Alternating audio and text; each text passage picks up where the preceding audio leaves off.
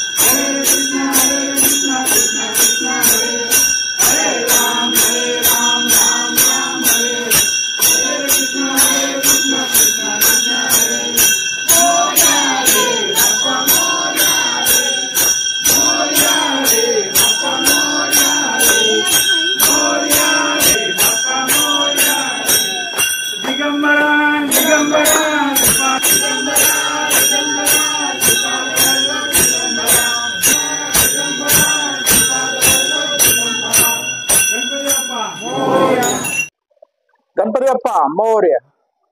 माझ्या म्हात्रे परिवारातर्फे सर्व गणेश भक्तांना गणेशोत्सवाच्या खूप खूप शुभेच्छा देतोय। आज अनंत चतुर्दशी गणपती बाप्पाचं विसर्जन जवळजवळ आम्ही 10-11 दिवस आमच्या घरामध्ये गणपतीची मनोभावे पूजा अर्चा केली। खूप घरामध्ये म्हणजे आनंदाचं वातावरण होतं, हर्ष उल्हासाचं वातावरण होतं।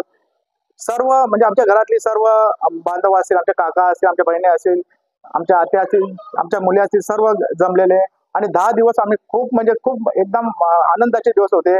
पण आज अनंत चतुर्दशी विसर्जनाचा दिवस थोडस म्हणजे भावनाविष झालेले आहे। घरातली मुलं तर एकदम छोटी मुलं तर म्हणजे सांगत होते की अजून 10 दिवस बाप्पा राहू दे, कारण गणपती बाप्पा हा सुख करता दुःख करता 64 कलांचा अधिपती। कुठल्या पण कार्याची सुरुवात करत असताना पण गणेशाच्या पूजनाचं होत असते आणि सर्वांवर गणपती बाप्पाची कृपादृष्टी असते। घरामध्ये खूप उत्साहाचं आनंदाचं वातावरण असते। म्हणून आज गणपती बाप्पा असं वाटतं का घरामध्ये कायमच राहू दे। गणपती बाप्पाच्या म्हणजे आगमनाने आणि विराजमानाने घरामध्ये खरोखर एक मंगलमय वातावरण, भक्तिमय वातावरण असतं। परंतु आपल्या संस्कार, आपल्या संस्कृतीनुसार आपण 11 दिवसांत गणपती बाप्पाचं विसर्जन करत असतो।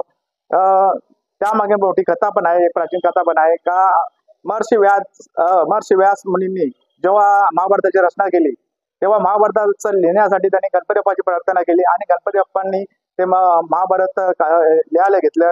पण जेव्हा महाभारत लिहित असताना गणपती बाप्पाला मातीचं आणि चंदनाचं लेपन दिलं। गणपती बाप्पाच्या बाबत म्हणजे खूप गरम झालेला आणि उष्णता वाढलेली आणि म्हणून 10 दिवसानंतर जेव्हा गणपती बाप्पाने महाभारतचं पूर्ण लिहून झालं तेव्हा गणपती बाप्पाला समुद्रामध्ये पाण्यामध्ये जाऊन बाप्पाने डुबकी मारली आणि तेव्हापासून असं गणपती बाप्पाला विसर्जन करायची प्रथा आहे।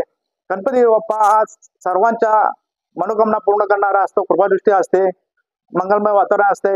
माझी गणपती बाप्पा चरणी हीच प्रार्थना आहे का आपल्या राज्यावर, आपल्या देशावर जे काही पुराचे थैमान घातलेले आहे, पूरपरिस्थिती निर्माण झाले, जे संकट ओढवलेले आहे ते सगळं संकट दूर कर आणि भिवंडीमध्ये जे काही ट्रॅफिकचे रस्त्याचे खड्ड्यामुळे जे काही आम्हाला त्रास होतो, गणपती बाप्पाच्या आगमन पण अशा ट्रॅफिक मध्ये झालं, खड्डेमुक्त रस्त्यामधून झालं आणि खरोखर 10 दिवस म्हणजे आमच्या प्रत्येकाच्या घरी गणपती असतात, आमच्या नातेवाईकांच्या घरी गणपती असतात, आम्हाला प्रत्येकाच्या घरी जायला लागतं। पण त्या ट्रॅफिकच्या मुळे बरंच म्हणजे आम्हाला गणपती बाप्पाकडे जायला भेटलं नाही।